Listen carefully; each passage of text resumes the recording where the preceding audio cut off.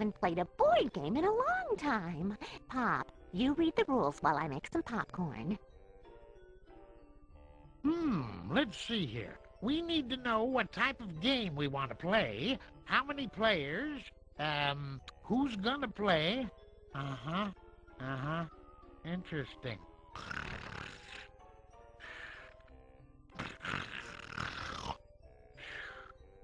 That's a boring game, Tommy. I don't know, Chucky. Maybe to win, you have to make everyone be bored. Silly babies. It's not a boring game. It's called a board game because you play it on a board. Huh? Where was I? Oh, yes. It looks like you have to decide a few things before you can play.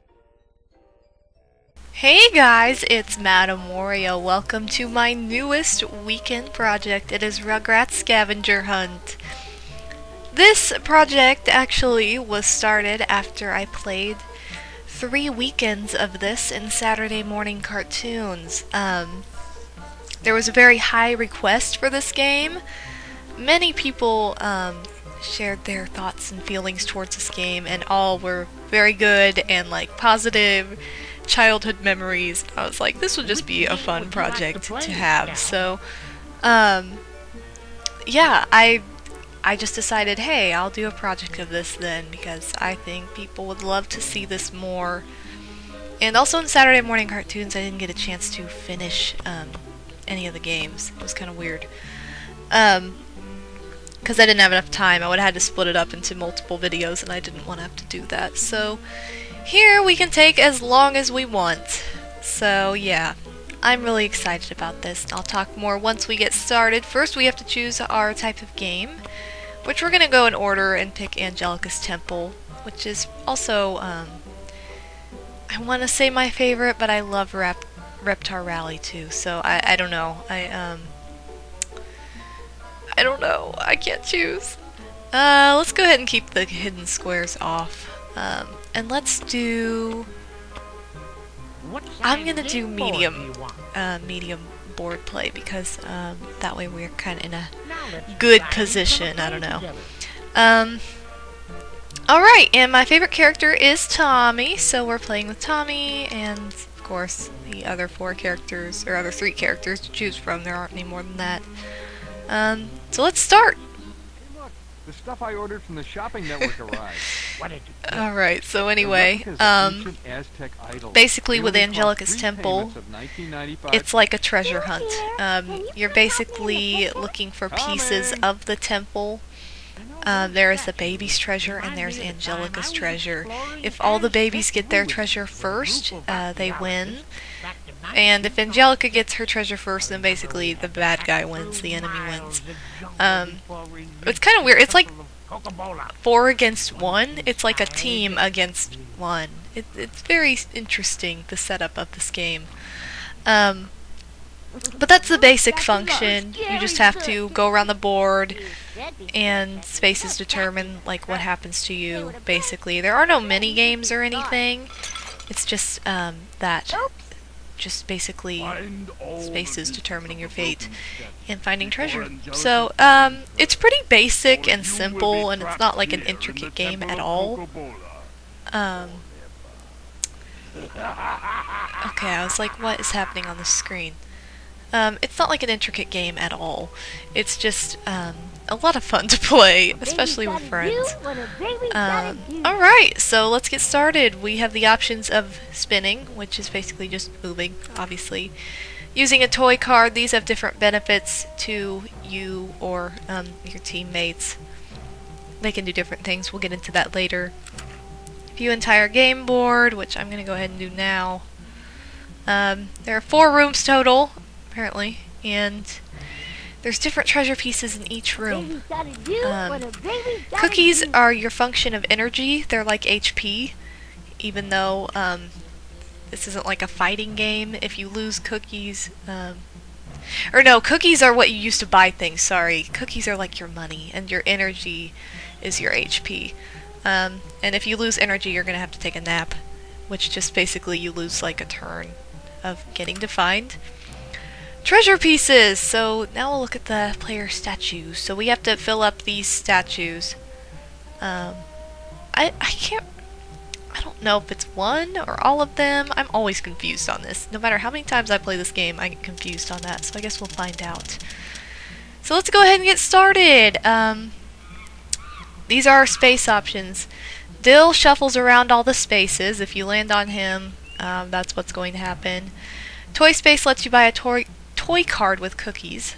The crib makes you go take a nap in the crib, so basically you like lose a turn. The blue spaces, you gain cookies. Red spaces, you lose cookies. This space right here, you'll take like a nap on the board and get energy for it. You don't really lose a turn, you just have more energy next turn. And then those green spaces of the magnifying glasses, that's what you want to land on until you have found all the treasure pieces in here, because that's what you use to find treasure. And also like items to help you find treasure. So what do I have? 5? 1, 2, 3. I don't want to take a nap. No. Let's see. 3, 4, 5. There we go. So yeah, then you can like search around, find a treasure piece. I found a statue. Oh my god, I found a statue piece. And then it's somebody else's turn. Now what? Grandpa, Spike, and Angelica all move after the babies have moved. And when they do, if they run into you, they do different things. Like, if you land on the same space as Spike, you'll, like, get to ride around the board to a different area. If Grandpa runs into you, he'll give you cookies, and if Angelica runs into you, she will take away your cookies. So, or she can take away a statue piece, too. That can also happen. So that's pretty much, like, the basic info of the board. I wanted to get all that explained. So yeah, and once you get all the treasure pieces in a room, like all the statue pieces, I believe the search spaces aren't magnifying glasses anymore. They're just safety spaces. Like Angelica can't hurt you if you're standing on one. So that's basically what that does. Alright, so now let's keep going, and I'm gonna lose cookies no matter what because I need a screwdriver. If you have certain tools, you can move and do different things on the board. Like if you have a screwdriver, you don't have to worry about these stupid little gates. You can just go any direction you want without worrying about them and without losing 2 cookies. I'll get more cookies. Oh no! You ate 2 cookies! Anyway. So yeah, I guess I want to talk more about the actual show now. How did you get And here? Chucky's gonna go take a nap. Because I feel like I've talked about the board about as much as I can say about it for the moment. But as I pointed out earlier, my favorite character is Chucky. What? Chucky? No, it's not! What am I talking about? I was like thinking Tommy and saying Chucky. Okay. My favorite character is Tommy, okay? Whoa! Honk your horn somewhere else, thank you. Some car just honked their horn really loud. Okay, anyway, I don't know, everything just started falling apart. Yeah, so my favorite character is Tommy. I believe I talked about this, or I know I talked about this in Saturday morning cartoons, when I was talking about this show. I talked about my favorite episode, my favorite character, things I didn't like about the show after a certain point, things I loved about the show as a kid, just all kinds of stuff. Is this really the only spot I can search in? Okay, no, there's that space too. Whatever. I found a statue piece! So anyway, by the way, have I pointed this out? That, like, I know it's already passed now, but I know I pointed this out, like, every single time on Saturday morning cartoons because it creeped me out. When Grandpa and Spike and Angelica move and that creepy music comes on, I'm like, what in the world? Why would you play this in a kid's game? It freaks me out still, and I'm like 20 years old, so no. That's just creepy. Don't play that music. There we go. See, that opens those gates. So Lil no longer has to worry about that. Here he comes! Oh, Phil. Phil's outfit is so weird. So I guess I'll kind of cover like other arguments I talked about in Saturday morning cartoons, because they're kind of interesting and I get these questions a lot. Or I got these questions a lot, I should say. Yeah, what is that music? That's horrible. No, just don't go there. Set spin! I can go wherever I want! And that's what set spin does. So I'm going to search. I need to search in that last spot in here. Didn't I already search there? Did I already search there? Okay, I don't know. I found a statue. Okay, well apparently I'm finding all kinds of statue pieces, so I'm doing pretty good. Usually you find like dust bunnies and tools that you already have at this point. So I'm going to talk about when the show went downhill first, because a lot of people ask me about Dill and, you know, that whole controversy of Dill.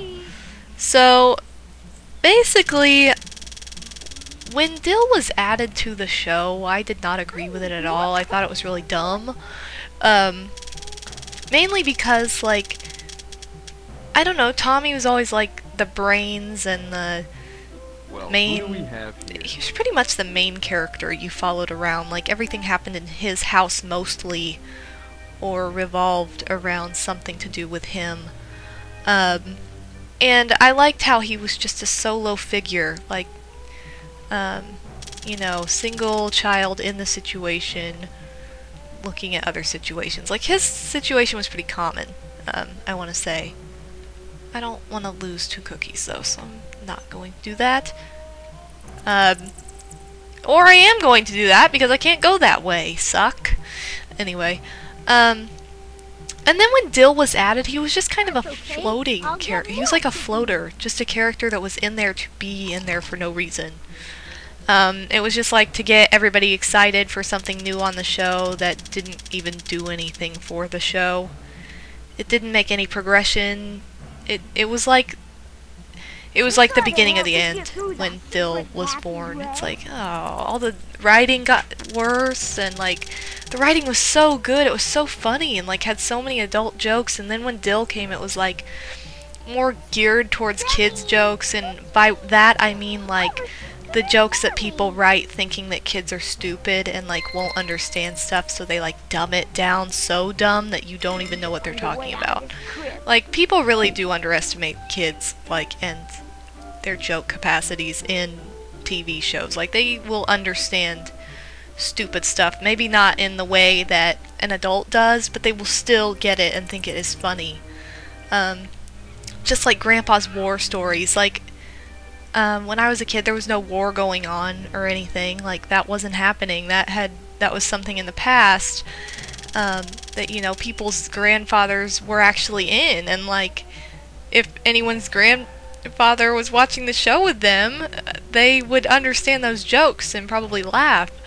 And the kids would laugh too, because it was just a good joke, or it was funny, or it just seemed like ridiculous, what Tommy's grandpa did, or whoever.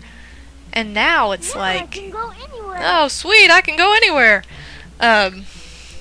I can't remember what that means. I know the screwdriver like opens up those.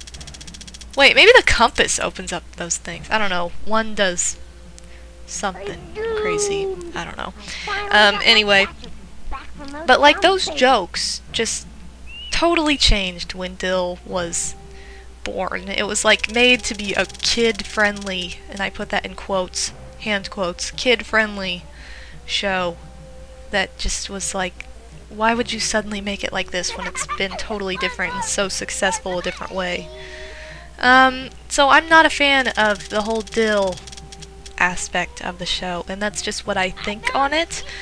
And I just wish that they wouldn't have changed that. And kind of with Dill coming into the show marked the beginning of many changes. Like, it was not good. It's kind of like with Chucky and his dad. They were like the father-son, he didn't have a mom, whatever, and, you know, maybe the, oh no, my mom died when I was little is like old in, it's kind of an old, overdone story in many movies and shows, I guess. But it actually made sense for them, because it wasn't like it wasn't like this big, huge controversy. Okay, that looks like a knife, dude. Or a, I don't even know, an axe. It wasn't like a big, huge, controversial, oh my god, I'm so rebellious now. Because obviously he's a baby, duh. But so many other stories do that, I feel like. Oh, by the way, if you find a magnifying glass, you get searched twice. Anyway, and just the whole, like, it showed the importance of, like, father-son relationship. Just, like, I don't know, it showed that off really well, I thought. And then, yeah, great, he finds this Korean wife, or whatever, and finds happiness with her and gets married. But just the fact they had to add another kid to it, they had to, you know, add another kid to the story, and add this other lady that you really didn't care about, or she wasn't Korean, she was Chinese. It killed that, and it was doing so well with just the father-son thing. Like, I loved that about them. Like, I didn't even, like, I'm not a huge Chucky fan, but I really loved that about the characters, like, between him and his dad, trying to make it, you know, without another parent. So, yeah, they killed that off when they brought Kimmy and Kira, or was her name Kira? I don't know, but I can't remember now. But when they brought them into the show, and I just really was upset about that. I was like, oh, why did you have to kill that? Even though I absolutely love the Rugrats in Paris movie. I guess that's my contradictory factor about myself. I saw that in theaters the night it came out. Rugrats in Paris is just like an amazing movie from my childhood. I absolutely loved it. And then, like, later on in my childhood, like a few years later, I actually went to Paris, so that was like a lot of fun. But yeah, I loved that, and the characters didn't bother me so much in that. And that would have been, like, better if it would have just stayed there, and then the show would have been the same. Like, I don't know. If the movies stayed kind of separate from the show to the highest degree possible, but they just changed too much. I didn't like all the changes. Oh no, what do I want to do? Reptar, set spin, don't lose energy. Send Angelica. No, we'll just, whatever. But yeah, I love that movie, even though it does include those characters, and you know, it's just, I guess, like a small factor in the situation. I know I pointed this out on Saturday morning cartoons, but with the whole Kimmy situation, it brought in the American idea of things, I want to say, because I actually learned about this in one of my classes at school, like, what do I want to say, the every race kind of deal. And again, I talked about this on 5 Lost Levels channel. But when they brought Kimmy and Kira, or whatever the heck her name is, because I don't feel like that's the right name, maybe it is, probably is, actually, I don't know. When they brought them into the show, if you think about it, for those of you who haven't heard this argument yet, that you had Tommy, who's bald. Tommy's bald. Anyway, Chucky is the redhead, like, weird redhead. Why are there so many people in this room now? Wait, do I want to go this way? I haven't found everything in this room yet. Like, I don't want to leave until I've found everything. But Angelica's, like, on the space I need, so whatever. Wait, can I go on this space? Yay! Where am I going? 5? 2, 3, 4. Wait. No! Oh! Oh. 4 or 5. Or... Sorry, I will continue my argument in a second when I figure out what the heck direction I'm going in. I just stepped on Angelica. Hold on. 1, 2... There we go. 3, 4... No!